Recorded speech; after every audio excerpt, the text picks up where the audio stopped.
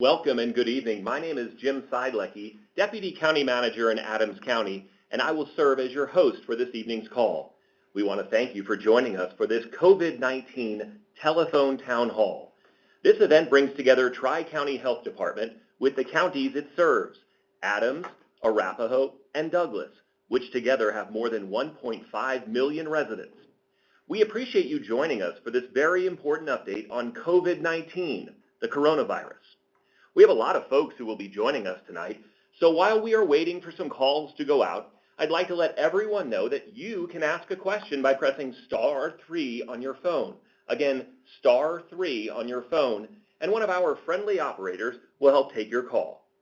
Tonight we hope to bring you an update about the state of the pandemic within our communities. We want to share some best practices and important information you can use to protect yourself and others. And we also want to update you on what your government officials are doing to manage this situation.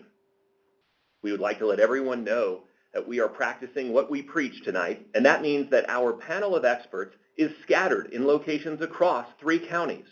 It's important that you know we're practicing social distancing as we instruct others to do so.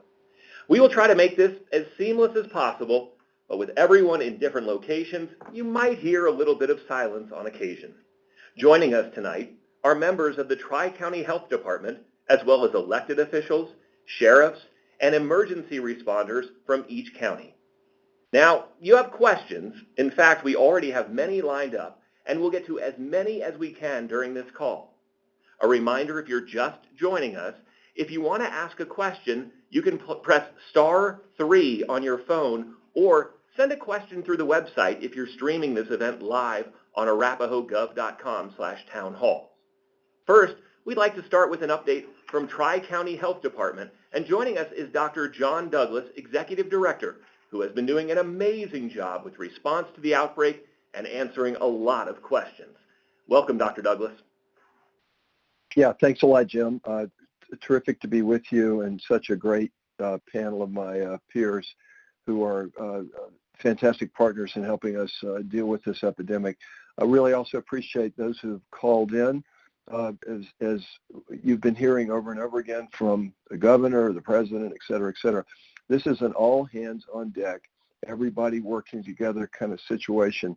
And the information that you gather, the misinformation you may be able to dispel, and how you work with your community in this is really vital.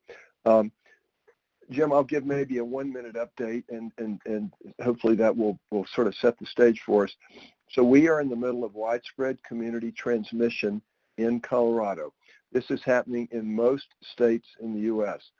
Colorado is about maybe 7th or 8th now ranked in terms of number of cases diagnosed.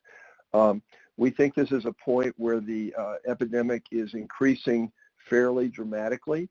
We say we think because we have insufficient testing right now to help us capture the true scope of it, but everything we know about it tells us that we are expanding. What we're trying to do at this point is really refine our strategies. As you're probably aware, one of our most important strategies is social distancing, which is a fancy way of saying we need to stay apart from each other. And there have been various measures that have been promulgated. The governor has closed schools. The governor has said social gatherings bigger than 10 people or in public gatherings shouldn't happen. The governor has said that businesses that are, quote, non-essential shouldn't have more than 50% of the workforce on the floor. He has also said bars, restaurants, casinos, other venues like that are to be closed. Denver yesterday implemented a stay-at-home order. Tri-County, in collaboration with other metro counties, is, even as we speak, considering how we might implement such an order that would be consistent with Denver, consistent with the other counties. The basic premise is let's stay at home as much as possible. Let's only go out for essential needs, and let's be really attentive to trying to hunker down so that we can begin to reduce transmission and protect our healthcare system from becoming overwhelmed. And we're not saying that because we want to take care of, we don't want the doctors and nurses to be busy. We're saying that because we don't want them to run out of beds to put us in if we get sick. or ICUs to take care of us if we get sick. So the epidemic's increasing. We think this social distancing maneuver can be very effective. The community is a critical part of it, and your cooperation, endorsement, and really helping us sell the norms that right now staying as sequestered away from other people as possible, getting outside but doing so with safe social distancing is a critical part of how we're going to make our way out of this problem. Thank you, Dr. Douglas. We'll begin answering some questions in just a moment. First, though, we'd like to remind everyone that even though county buildings are closed, there are still ways to conduct business with each county. The best way to find out how to do that is by visiting each of our websites. We've included the links on the image on your computer if you're streaming or on Facebook. Each of our websites also has important information about COVID-19 and resources you can use to keep yourself and your family safe. If you'd like to ask a question, once again, press *3 on your phone. Let's get to our first question. This is for Michelle Ashkenazi from Emergency Management Perspective, and the question came in online. How are the hospitals preparing for what seems to be a likely extreme influx of cases? Are there enough masks and protective gear available? Thanks so much, Jim. That's a great question. So it's important for everyone to know that our hospitals maintain surge plans on an ongoing basis. And as part of that planning within the metropolitan area here, it involves the activation of a regional coordination group, and hospitals work together on tracking capabilities, capacity, and resource support. And this group is continuing to work together to most effectively address surge that may come from this type of a response. They're also working closely with public health on appropriate guidance, resource prioritization, and updating all of us on capabilities so that we can begin in advance to address any of those anticipated challenges. Additionally, for the second part of that question, our hospitals maintain a supply of personal protective equipment for this type of response. So that includes masks and other things. And so we know that these supplies are certainly not endless, and we're working on ways to coordinate on optimizing the use of the recommended personal protective equipment, and then to make sure that that guidance is being released so that we can continue to do our best effort with that. We're also continuously monitoring the supply of masks, and our hospitals at this point are still receiving their resupply as per their usual processes. And in addition, using the state resource mobilization process to request and try to acquire additional supplies. So while they may not be receiving everything they're requesting, they are being prioritized for resources as we receive them in our state. Thank you, Michelle. And for the benefit of our audience, you'll likely hear Michelle's voice again tonight. She is the Director of Emergency Preparedness, Response, and Communicable Disease Surveillance for Tri-County Health. Let's get to our first phone question of the night, and it is Kristen. Kristen, go ahead. Hi, can you guys hear me? Yes. Excellent. So my question is about shelter in place, which several counties and most recently Denver County put in place yesterday. I am wondering if the Tri-County Health Department and our commissioners in Adams, Arapahoe, and Douglas counties will be instituting the same. I'm seeing a lot of bad behavior here in Douglas County where I live, where people have actually said out loud, well, Governor Polis didn't issue a shelter in place, so yeah, let's get together for margaritas tomorrow night. I am not even kidding about that. Okay, thank you, Kristen. I believe that question is best directed to Dr. John Douglas. Go ahead, Dr. Douglas. Kristen, thanks, and thanks for the report from the field, as disappointing as it is. Tri-County does believe more social distancing is needed. We believe that the shelter-in-place order issued by Denver yesterday is really a critical step. We have been working over the last 24 hours with our elected officials, our Board of Health, and with other counties in the metro area to craft very similar orders. We're in the process of finalizing those this evening. I expect that we'll be able to release them sometime tomorrow, I hope tomorrow morning. Potentially, in fact, I hope being able to go into effect Thursday. Still got to let the ink dry, so not a completely done deal, but getting very close. And if you've seen Denver's orders, or heard about them on the radio, ours or TV, ours are 99% about the same. We really think that syncing up and doing things together is the most effective way that we can work as a community. And we frankly think the notion of an order, which says you got to do this or you're breaking the law, is a stronger message than, we'd really appreciate it if you wouldn't get together and have margaritas. So I hope we are able to achieve more of the distancing I mentioned earlier. So thanks for that question. Thank you, Dr. Douglas. Now's a good time to remind everyone about the census. This past week, invitations for the census arrived in your mailbox, hopefully. There are a few ways you can complete the census, and two are absolutely critical right now. New this year is the ability to take the census questionnaire online using your computer, tablet, or smartphone. I did that a couple days ago. It takes about 5 minutes. You can also call. If the Census Bureau doesn't receive your response online, you will be mailed a paper questionnaire in a few weeks. It's very important for us to count each and every member of our communities to help fund important services like libraries, transportation projects, health programs, and more. It's quick, it's easy, takes less than 10 minutes for the most part, and it is safe. So let's get to another question. And this question comes from our online audience, and it is directed towards law enforcement. We have Arapahoe County Sheriff Tyler Brown with us to answer this online question. It reads, I've heard cyber scams about the coronavirus are starting to go viral. How can we protect ourselves?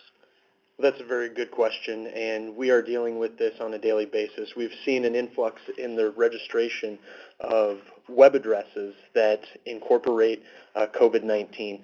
The best practice that we can recommend is that you get your information directly from the county website, Tri-County Health's website, or the CDC. It's important that you rely on those specific websites to get the correct information, as well as not fall victims to scams. So be very careful when clicking on links in emails and on social media. So that's how we're trying to combat that. So just be very cautious when you're looking at this and only rely on those specific dedicated websites that have already been created. So. Great. Thank you so much, Sheriff Tyler Brown from Arapahoe County. Now let's take a question from a caller. This is Ann calling in. Ann, go ahead with your question. Hi, my question is pretty much a follow-up to Kristen's question. In our area, I live in Adams, and I'm seeing a lot of children, teenagers, and everything still going to the parks, the schools, the playgrounds, and I'm wondering when someone's going to actually put a stop to that. I'm amazed at the amount of teenagers and young kids that are out gathering in groups. I realize that they're neighborhood kids, but they're still getting together, going out places, and the parents are allowing this. I don't know if parents are at work, and I'm just wondering when, even the schoolyards or the little neighborhood playgrounds and parks, when someone's going to actually block those off. All right, that sounds like a question about the transmission of this, so we'll direct it towards epidemiologist Dr. Bernadette Albanese. Dr. Albanese? Hi, good evening, everyone. Dr. Albanese here with Tri-County Health Department. Thank you for the question.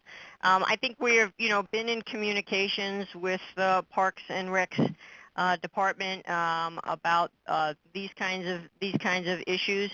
I think, at this juncture, I can't speak for every Parks and Rec group in all the municipalities for each of the counties about their decision making to close these areas. I appreciate your comment about trying to message parents and families, including for children and school-age children and young children, about the need for social distancing and about the need for keeping that separation. I think it's one thing if a family wants to go to the park amongst themselves and throw a football or kick a soccer ball just among themselves to get that great physical exercise and get some fresh air.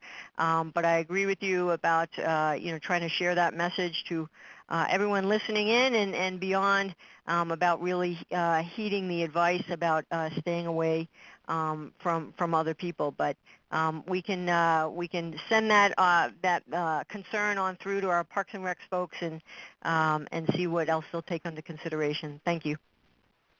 Thank you, Dr. Albanese. We hope everyone is finding this information valuable and useful.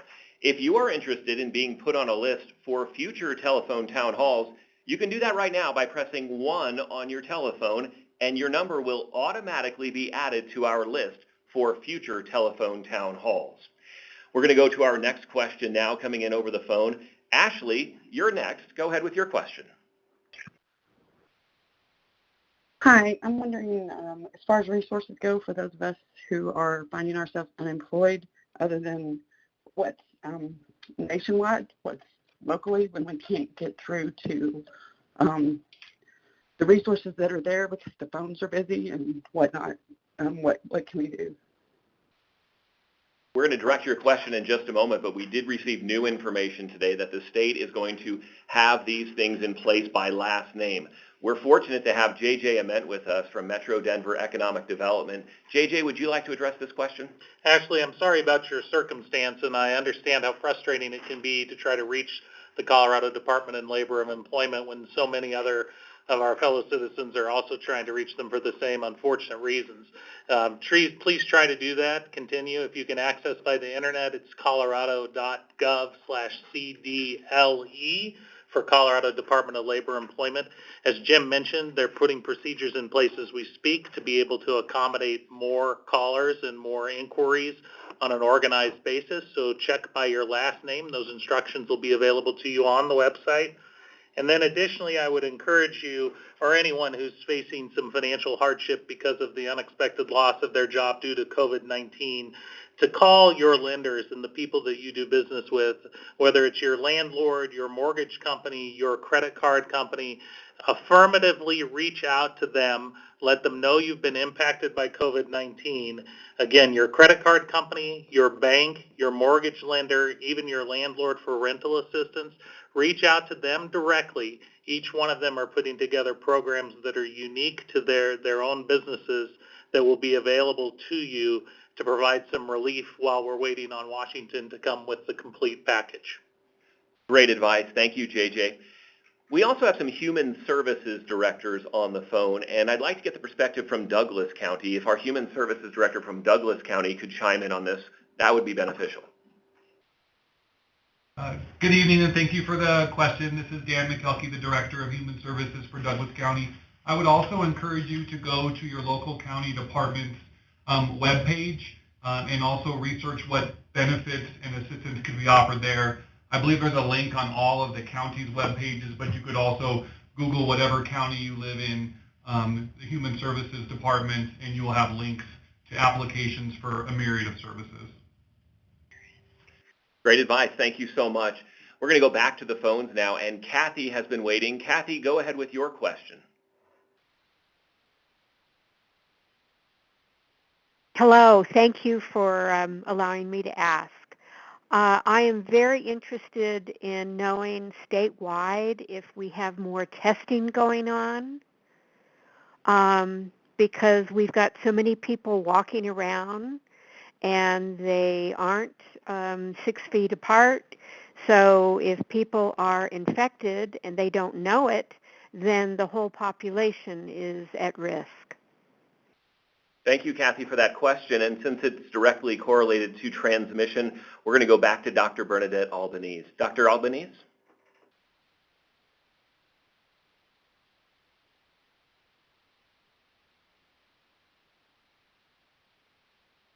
Is yes, it is increasing.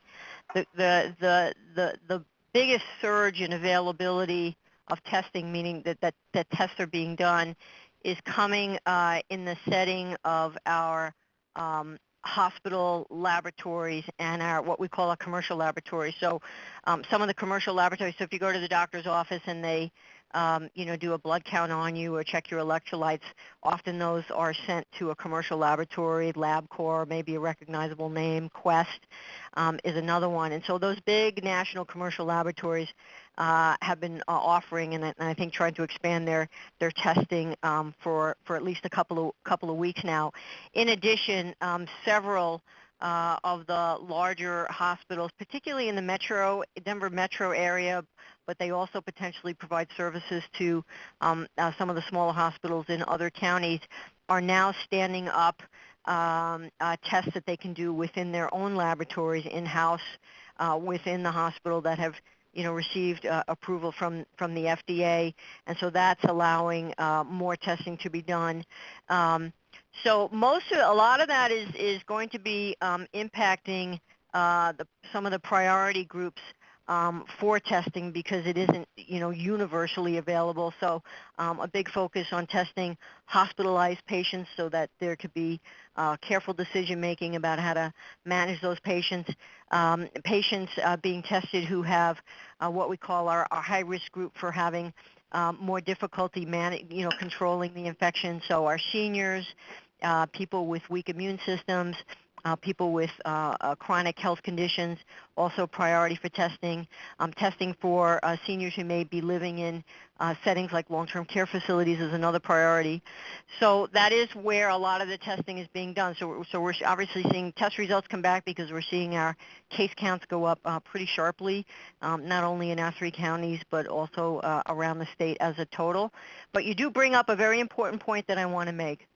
At this juncture, it is not likely that anyone with symptoms of COVID infection are going to get tested, okay? So what I am asking the public and everyone listening is to realize that you cannot rely on a test result to make decisions about your behavior when you are not feeling well. Do not expect to use the test result to say, now I can go outside because my result is negative, or now I should stay inside because my result is positive. We have enough disease going on in our 3 counties and around the state to say that a lot of people who have this early symptoms of COVID, which could be fever or cough or shortness of breath or sore throat, that the beginning of that illness may very well be due to COVID-19. You should heed advice from your doctor and from public health officials that if you have those symptoms, you need to stay home. You need to stay away from people. Do not expect that a test result is going to change that recommendation because it's going to be people with milder symptoms who are going to make up the bulk of who has infection and disease in our state are not going to be able to be tested across the board. Certainly not at this juncture. And this is a critical juncture for people to be heeding the advice to stay home when you have symptoms. Those symptoms may remain mild with COVID infection. Those symptoms may get worse over the course of several days. And so when we are talking to people who have tested positive and we are asking them how their symptoms started, it's not uncommon for us to hear about symptoms that started out mild and maybe stayed mild. And yes, a lot of those people are not heeding advice and not staying home. We need that to change, regardless of getting a test. We need people to change their behavior now and stay home when you're sick. Thanks very much for your question. That's the guidance from Dr. Bernadette Albanese with decades of experience studying infectious disease. We want to thank you for that guidance. Good advice there. We have a lot more questions to get to, but we heard earlier about where we can find good information about COVID-19, and there are 2 websites that we'd recommend. The first is that of our own Tri-County Health Department. You can find them online at tchd.org. The second is from the state of Colorado, and you can access that website at covid19.colorado.gov. We have another caller from Centennial. Karen is on the line. Karen, go ahead with your question. Hello. First of all, thank you for all your work and the time and efforts you're putting into this. My question is, I want to support our local businesses and the restaurants in that, but my concern is how safe is it taking the takeout foods? I have worked in food service in the past, and workers were not always that thorough on even following washing the hands, which was drummed into a sense the first day of hire. And is it better to get hot foods rather than cold foods so you can reheat it? Or what is the safety measures we should take if we do take out foods? Good question, Karen. We'll have Dr. John Douglas answer that. Dr. Douglas, go ahead. Yeah, thanks, Karen. Really good question. First of all, thank you for even thinking about it, because supporting our local businesses through these takeout measures, I think, is critically important. And the more all of us can do that, I think we're helping ourselves and helping our businesses. Let me say that all commercial food establishments in Colorado, and certainly in the Tri-County area, are regularly inspected by public health staff. That's what we spend about 10% of our staff works in that capacity one way or another. We periodically do find things that are not correct, although they get corrected quickly. And while we pay attention to the issue of foodborne illness, we don't think that's a particular issue at this point in time. I think, therefore, as long as you are going to a licensed establishment, your risk is probably no greater if it's hot or cold. I think it's really what's up to you that would taste good. Dr. Douglas, we all know that changes nightly, so thank you so much for the advice there. We want to go to some of the online questions that we're getting as well. Jasmine has written in, and her question reads, I own a mobile home. Am I able to get lot rent assistance? And we have Cheryl Turnus from Arapahoe County here to answer that question. Cheryl? Yes, hi, thank you. I would recommend going to colorado.gov/peak, which is the online assistance program for Colorado Department of Human Services, and there are a multitude of programs that you might be eligible for. And depending on which county you live in, there's also a general assistance program, and you can contact that county directly. So in Arapahoe County, you could simply look us up on our website, give us a call, and we would direct you on how to apply for our general assistance program. Cheryl, thank you, and we'll remind everyone, if folks are just jumping in, J.J. Ament from Metro Denver EDC also had some great advice, and that is to make an effort to contact all of those folks who may be impacted by your inability to pay if you have maybe been diagnosed or have been impacted by COVID-19. Call your credit card companies, call your mortgage companies, and of course, get your local government involved to see what efforts we have and what opportunities we have to help. We're going to go to another phone question now, and this is Maria. Maria, go ahead, you're on.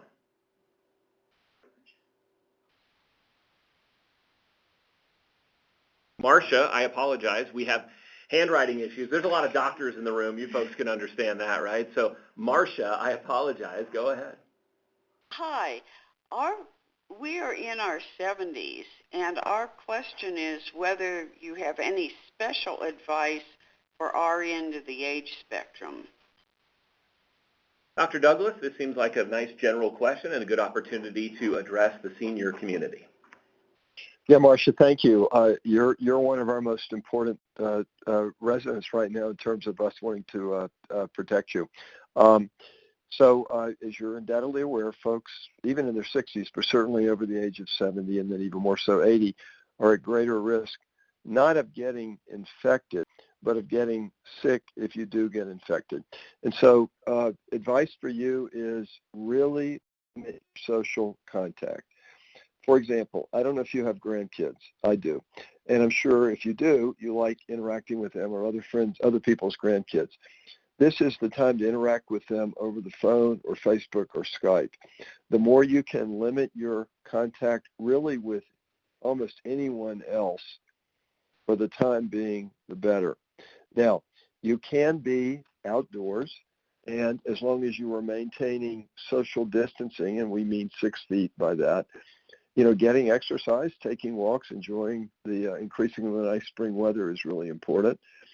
When you go out for essential items, food, drugs, materials for personal cleanliness and whatnot, many stores are now, as you may know, setting aside special hours for older people and folks with underlying diseases. Those are often early in the morning.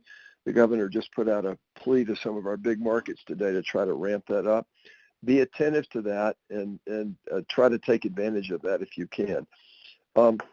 I think our grocery store workers are almost like ER workers right now in terms of the heroic work they're doing for us. But be aware that whatever you pick up off the shelf could have been picked up by somebody else who might not have been practicing good hygiene. So wash it when you get home before you put it in the fridge or the pantry or you prepare it. If you get sick, as Dr. Albanese said, and again, the symptoms of COVID are fever, cough, and shortness of breath, although even a mild cold right now could be that. Stay home. If you start to get worse, call your doctor. Not so much because you need a COVID test, as Bernadette said, that's not really available for most people, but to really help you understand Are there other tests you need? Could you have the flu? Or are you starting to get serious enough that you need to be seen by your doctor or potentially even in an emergency room? So be careful, maintain your health. You certainly can protect it if you take those precautions, I think. Thank you, Dr. Douglas. We'd like to ask a general question for Human Services. We'll direct this to Katie Griego, the Director of Human Services for Adams County. Katie, the question online reads, how are you handling most government operations with assistance programs for the public? So with most government buildings now closed, what is your modified operational approach for these assistance programs in Adams County?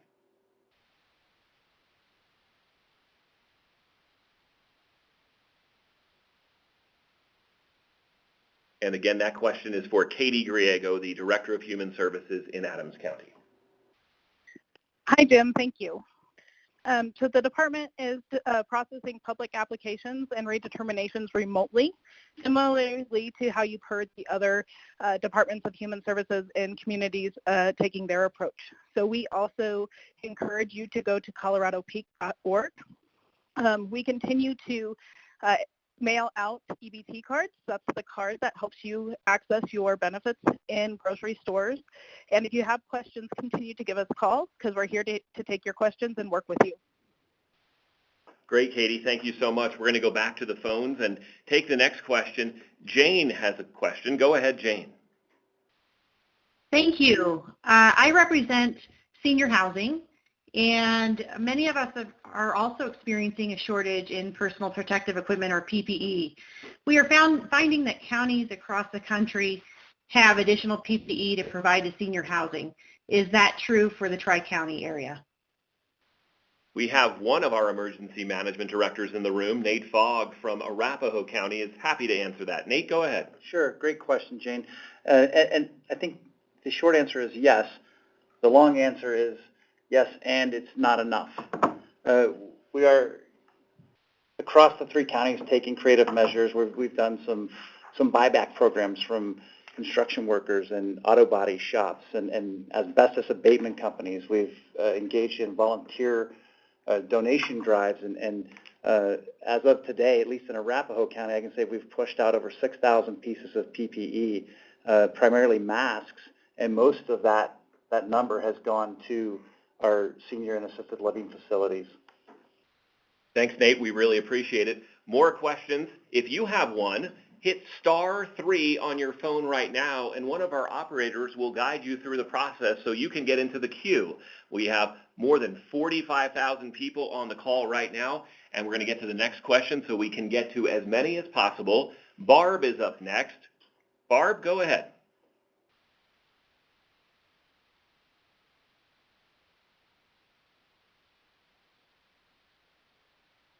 Barb, are you on the line? Well, we understand sometimes folks hit the No, I'm button. here. I'm here. All right, go ahead. Can you hear me? Go ahead, Barb. Yeah, we got you. Thank you for keeping us up to date. Is there any data yet if a person gets COVID, if they can get reinfected? And can you have COVID and not have a fever? Those are 2 good questions for Dr. John Douglas. Dr. Douglas, feel free to weigh in. Yeah, sure. I think it was, can you get reinfected and can you have COVID without a fever? The answer to the second one is not usually, but you can. So the absence of a fever, we use fever actually as a fairly helpful indicator of COVID, but it's not absolute. So for example, there's some entities that are doing temperature screening to determine if someone going into a business or whatnot may have a fever. That's a pretty good way to screen. It's not perfect. If you have a cold, it's probably a cold, but it could be COVID. So good sign, but not absolute. The second question about reinfection is at the top of like everybody's mind right now, because globally we've had, I don't know, over 300,000 people infected. Many have died, but most haven't. And so what's the story with those who recover? Are they immune or not? Early studies suggested that maybe people did get reinfected, but it looks like now maybe that was not really good testing to know they were already better, and then they got retested and they were positive. that was probably the same infection. So lots of interest in that, especially as more people get infected and recover. I think once it becomes determined that there is some immunity, then the question is going to be, how long does it last? We know, for example, that flu vaccines, or even having the flu, doesn't protect us all that long. And so I think that we would have to be attentive to trends in how the epidemic progresses to know that once we're infected and better and presumably immune, if that's going to be pretty good for a while, or maybe only for a shorter while, 6 to 12 months or so. Thank you, Dr. Douglas. We have a lot of calls coming in. We're excited about the participation, and we're grateful for all of you waiting patiently in the queue. Our next caller is Susan. Go ahead, Susan, with your question. Hi there. Thank you very much. I would like to know if there's any definite, which I'm sure there's not, but is there anything that tells you what the lifespan of the virus is on surfaces for transmission?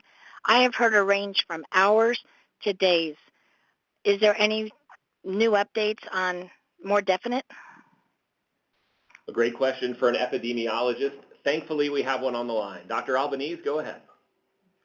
Hi, thanks, Karen, thanks for your question. So the strict answer is no. The scientific data has not accumulated enough to say how long the COVID virus remains on surfaces and can still be viable, meaning alive, to cause infection. So the verdict is not done on that.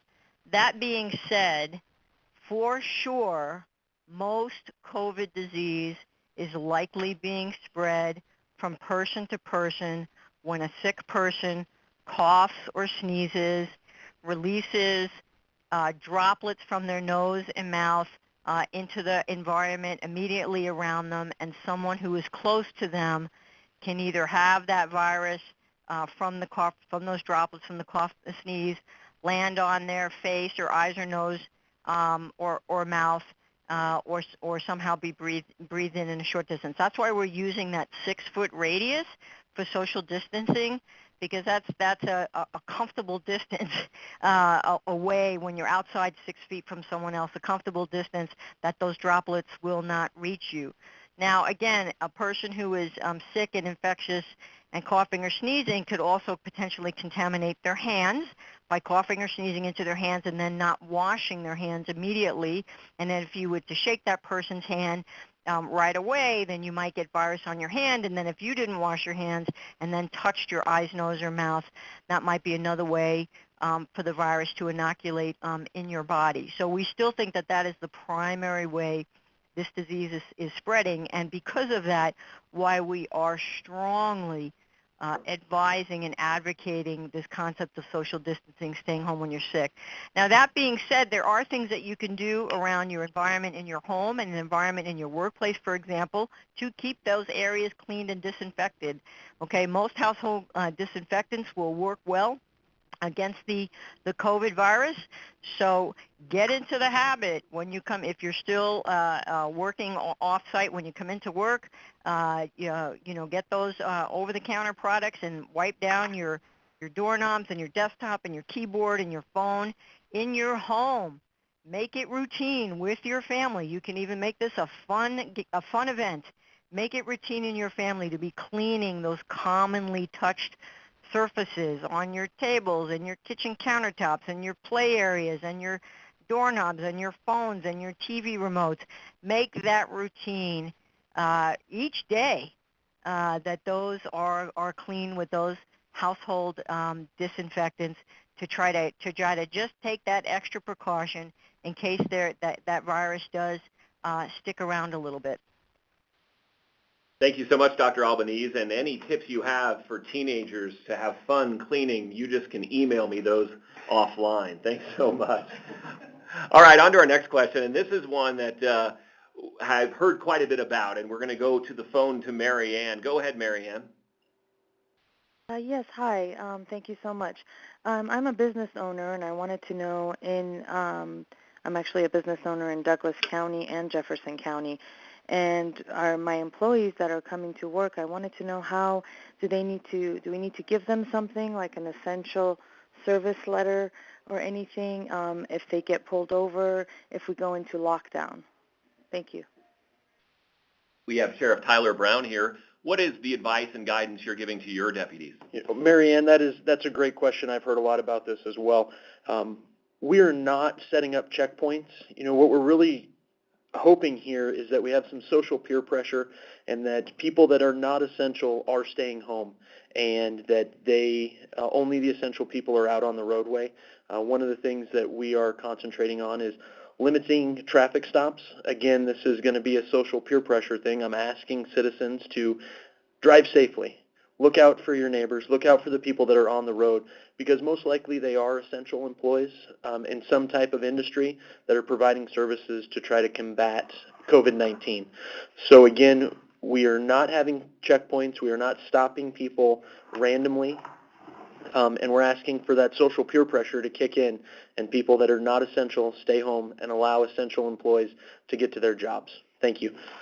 Good advice all the time, especially right now. Thank you so much, Sheriff. We've got an economic question here, and I know this has been on a lot of people's minds as well. What kind of effect will this crisis have on the economy in Colorado, especially along the Front Range? Again, we have J.J. Ament, the CEO of Metro Denver Chamber of Commerce, here to answer that. J.J., go ahead. Well, thanks for the question.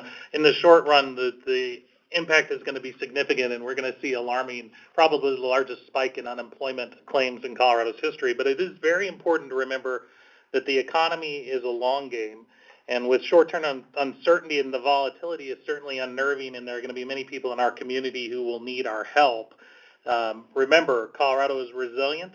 Our underlying financial systems are sound. Our supply chains are not broken. We still maintain a diverse set of industry clusters. We have the #1 economy for 3 years running coming into this crisis. And just in January, February, we were named the 3rd best job market in all of America. So despite these alarming times and the need to take precautions and listen to our elected leaders and our health department officials and try to avoid too much of the internet, social media, and Twitter feeds, our economic future, we believe, will be very bright. And when this public health emergency is behind us, there's no reason to believe that the Metro Denver and Front Range economy won't rebound stronger than it was before. And a lot faster than maybe some others, too. Thank you so much, J.J. Ament. We have a lot of folks in the queue. Tens of thousands of you are listening, streaming this meeting on live, either Facebook or arapahogov.com, and listening at home. We thank you so much for joining us. Odella, you have a question. Please go ahead. Hi, and hello.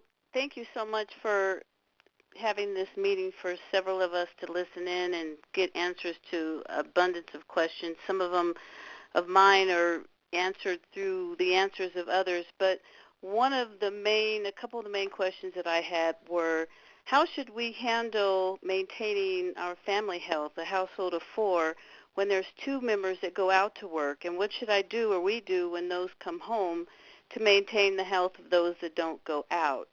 And also I was wondering, in addition to that question, a person that has shown early symptoms that didn't last very long and went away, could they come back more severe? And is there a test that is in development that will let us know if we will be immune to the virus at a later date if we had early symptoms? Dr. Douglas, go ahead and take a stab at that one. Sure. 2 questions, really good questions, Adela. Thank you. So family health, vital to be thinking the way you're thinking. 2 people go out to work. How do you protect those at home?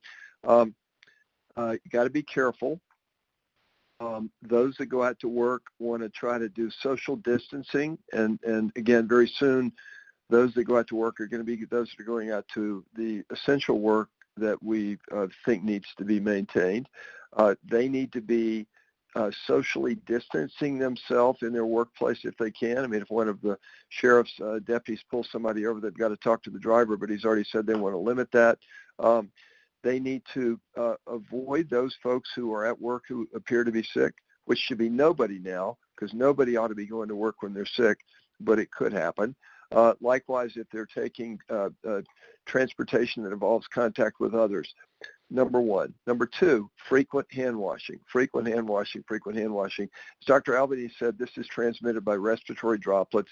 That's mostly stuff coming out of our mouth and nose and falling in about 6 feet. But if it falls on our hands and we touch our hands to our face, that can transmit it. So if you're out to work, don't shake hands. Don't give people hugs.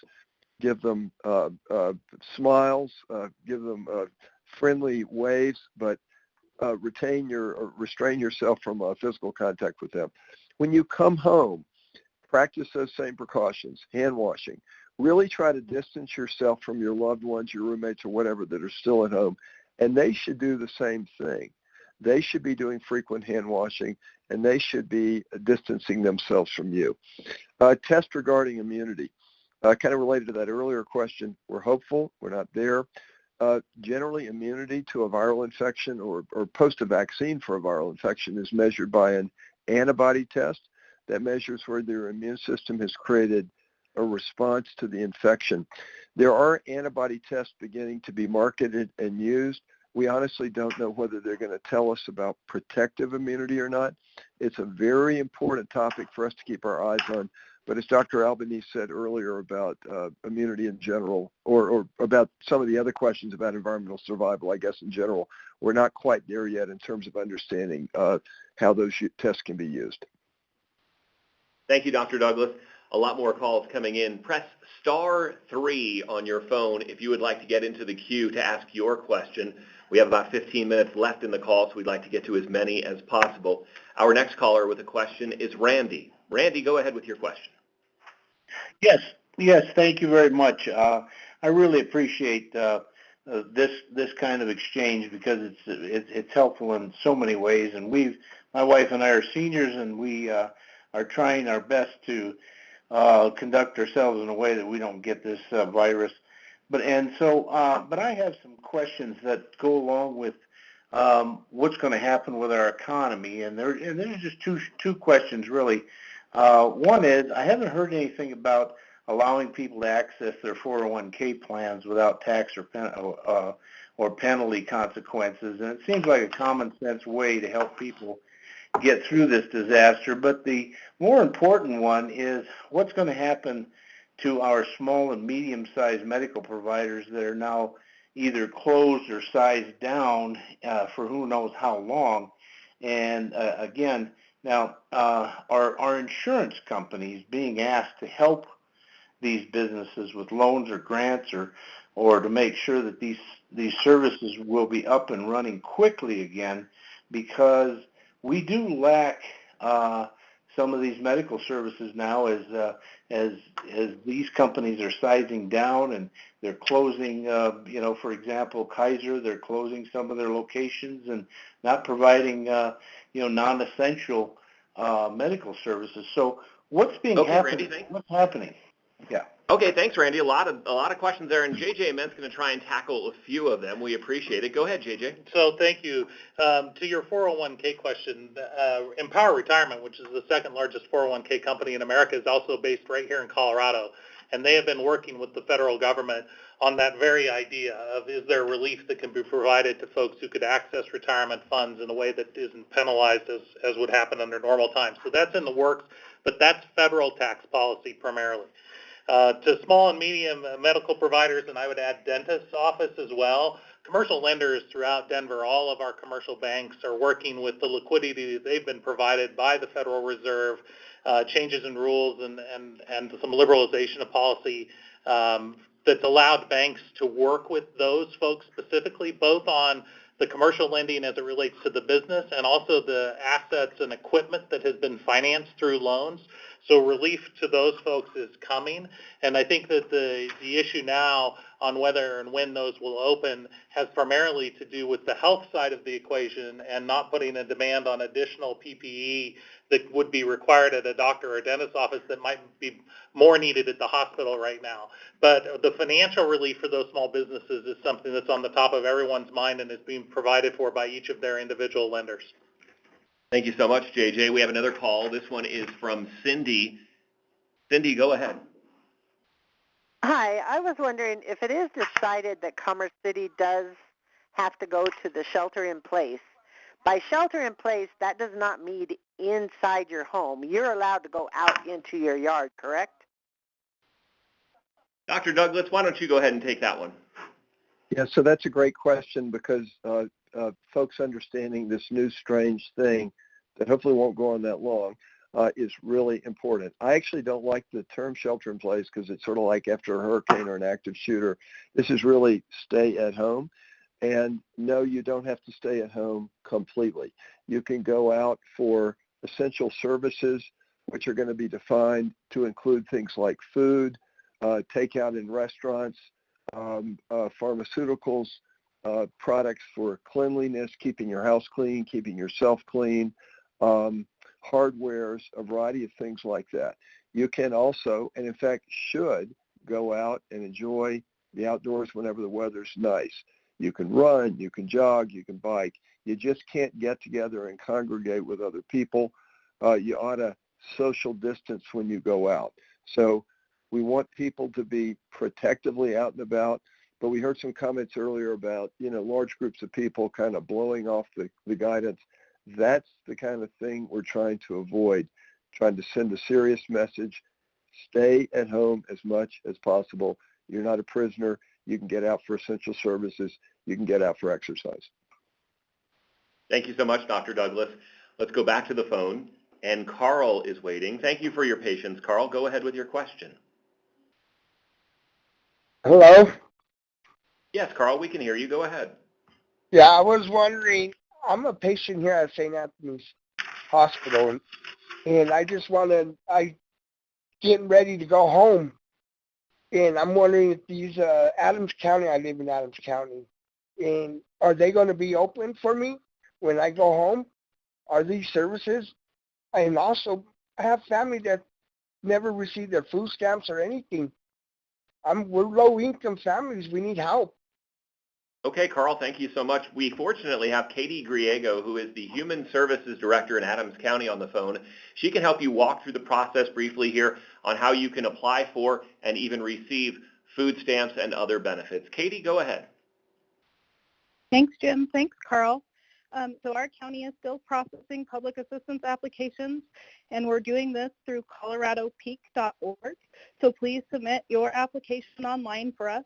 We continue to work in our office, and we will be communicating with you to the extent possible through telephone, email, and text messages. Many of these same operations will continue throughout the weeks to come, so please go on to, again, coloradopeak.org. You can also visit our website for Adams County Human Services. It's Adams County Human Services webpage, and it will direct you to many more services that are available for you there. Great, and Cheryl is here from Arapahoe County. Cheryl, talk to us about the unique approach that you all are taking. Yes, well, we just rolled out a program for families, and it is called Colorado Works, Emergency Disaster Relief, and we are able to expand the guidelines for families to apply for cash benefits during the disaster if they should need shelter or transportation or medical assistance that's not covered, anything that they can verify that is a result of the disaster. And again, you can actually apply for that as well through Colorado Peak, Colorado Works program. Cheryl, thank you so much. We have more calls coming in. Again, tens of thousands of you are on the phone or streaming this. We thank you so much for participating. We had set an 8 o'clock deadline. We're going to blow through that, extend this by a few minutes because we have so many people and so many great questions. We'd like to get to as many as possible. So Marilyn is up next. Marilyn, go ahead. Hi, thank you so very much for all you're doing tonight. You know, we hear so much, and there is the current history as to the projection of the number of patients with COVID-19 and how it will increase. For the state of Colorado, are there projections for, or any kind of projections for the increase of patients over the next few weeks, and when we might be able to anticipate a decrease? Thank you for your question. That can either be handled by Dr. Douglas or Dr. Albanese. I will allow either of them to jump in. It's a tricky one. Who would like to tackle it? Jim, I can Hi. take a stab. Or Bernadette. Right. Let's hit Bernadette. Go. Fire away, Okay. Bernadette. Hi, Marilyn. Thank you for that. So from what we are observing in Colorado in terms of the pace in which people who have positive tests are being reported, we believe that at this point we are entering what we call our acceleration phase, meaning there is a rapid increase in identifying people who have positive tests.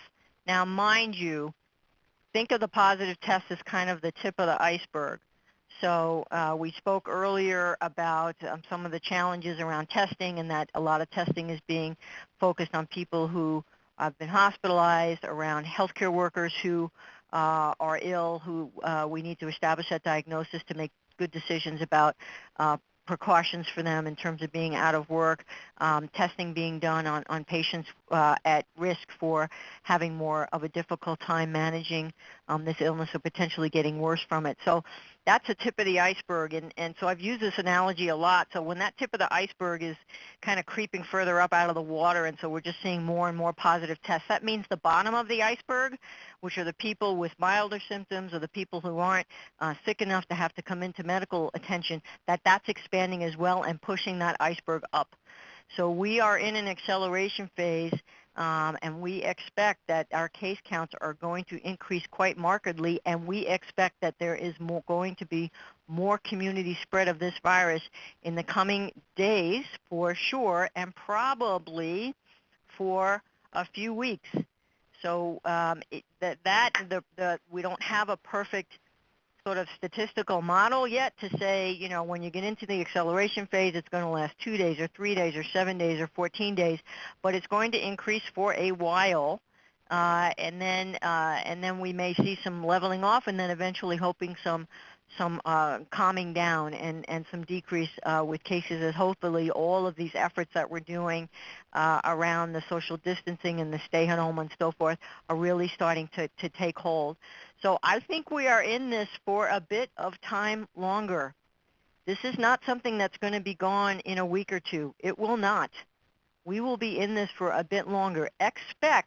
Please expect to have a change in your lifestyle and have to adjust to these important changes to protect yourself, protect your family, and protect your neighborhood for a few weeks to come. So plan ahead. If you haven't been doing that already, think about what that looks like. You're hearing about how we're trying to, as our governmental agencies are trying to support those who need that extra assistance to get through this. This is going to be for a bit of time, so please think ahead on what that might look like for you and your family. Dr. Douglas, do you have anything else you'd like to add? Well, that was a fantastic answer. I just want to say, Marilyn, your question right now as Tri-County and other health departments think about this more restrictive stay-at-home order is one of the hugest questions we're addressing. And in addition to Bernadette's metaphor of the iceberg, the other one I want to suggest is the cracked rearview mirror, in the sense that the infections we're seeing today represent transmission events that probably happened 2.5 weeks ago. And we know that the mirror is cracked because we don't have enough tests. It's kind of a rough metaphor. But what we really want to do, as Bernadette suggests, is do as much as we can that's plausible, and then to assess where that leaves us. So the most draconian, the most uncomfortable, the most business impactful, and least effective things we can pull back. As Bernadette said, we're not going to be out of the woods for a while, but if we can push the transmission down, get our hospitals ready to see the surge, then we can kind of navigate ourselves with some change in our life, but hopefully not quite as extreme as the various things that have come up in the last 10 days. Thank you, Dr. Douglas. We're going to get to a couple more questions and then hear from your county commissioners in just a moment. Nicole has a question. She's on the phone. Go ahead, Nicole. Hi. Thank you guys for this tonight. My question goes for small businesses. I'm a small business owner. I have 13 people under my locations that I had to shut down and essentially put out of work who have applied for unemployment 4 of them are single mothers with kids at home, and they need assistance now. As much as my heart is breaking for my business, my heart is breaking more for my staff. I need to know how I can help these girls because they're struggling already, and unemployment, they're struggling to get in. It doesn't start for 4 to 6 weeks, and they have bills that are due within the next week or two. What am I supposed to tell these people who have kids who are struggling? How can I help them? Thank you for the question, Nicole. We can hear the emotion in your voice, and we're going to ask if JJ Ament can provide just some guidance for you and other small business owners who may be experiencing the same thing. JJ, what's your advice? Yeah, Nicole, we share your concern for the workforce and for your employees. Economic development is not just about having a strong economy, it's about people. And that's the business that we're in. Certainly there is there are programs that are available to you. At the Metro-wide Chamber, the Denver Metro Chamber, you can go to denverchamber.org, and there's a Business Resources Center page right at the beginning where there are resources available. For your business, specifically, I'd encourage you to visit the Colorado SBDC. We have regional small business development centers.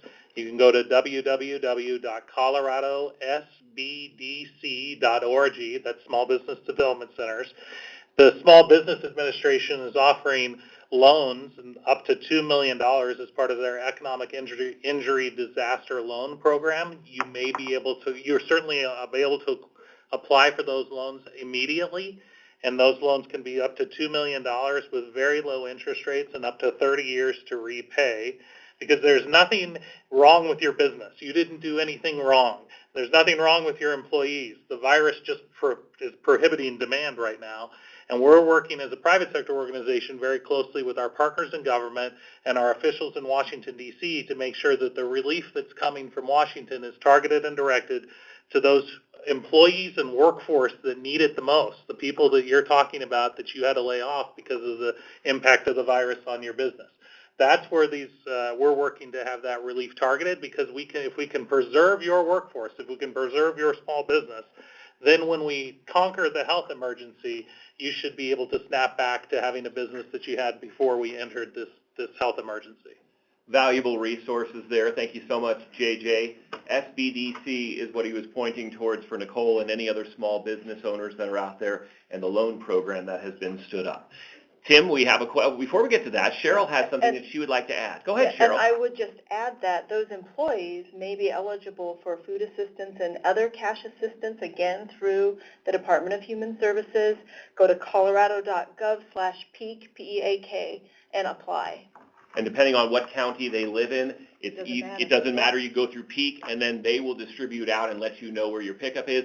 And I understand that the state is now moving to mail those in an overnight fashion, so there's no hand-to-hand transmission. You'll get them even faster than before if you're a first-time applier, so thank you so much for that. We have another question. This one's coming from Tim.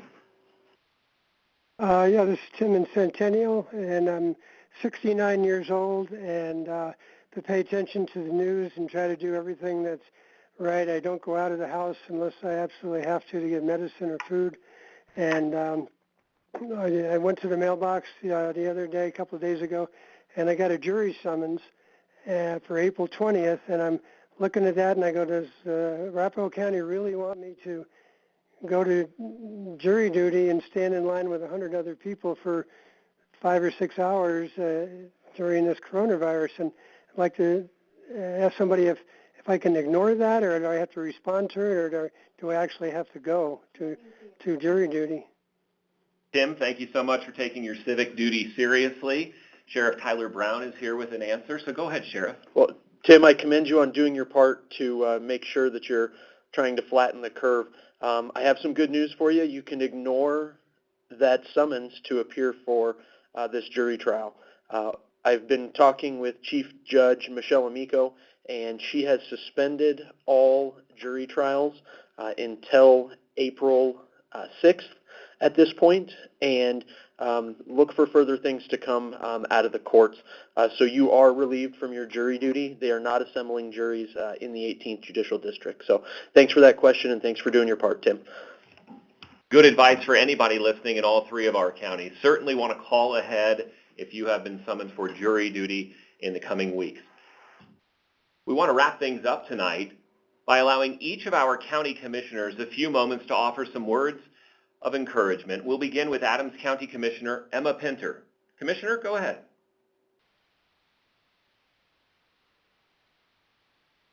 Thank you all for joining us tonight.